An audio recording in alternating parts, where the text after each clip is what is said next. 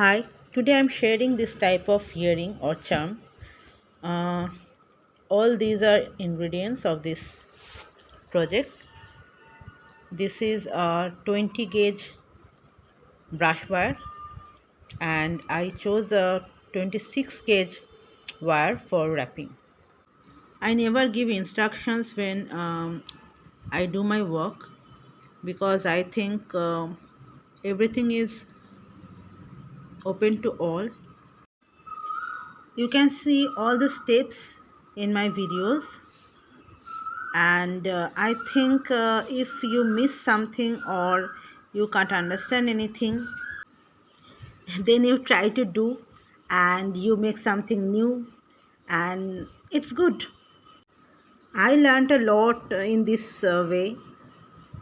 Whenever I don't understand the wrapping or something, I tried, and it's become a new design.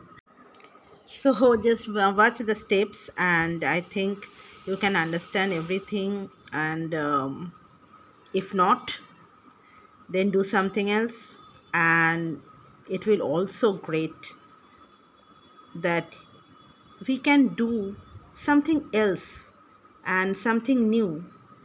This wire wrapping is very interesting for me because of that. You can create anything, and that is the beauty of wire wrapping.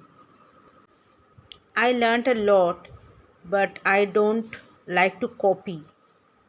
I always try to do something else, something new, and that is why I like this type of making this type of jewelry, which has a wide scope.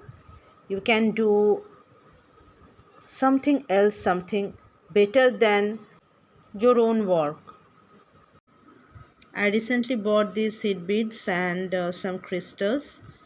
I like to work with crystals and this type of seed beads. So let's follow the work, and I'm going to the mute mode because it's too hard to talk when I'm working.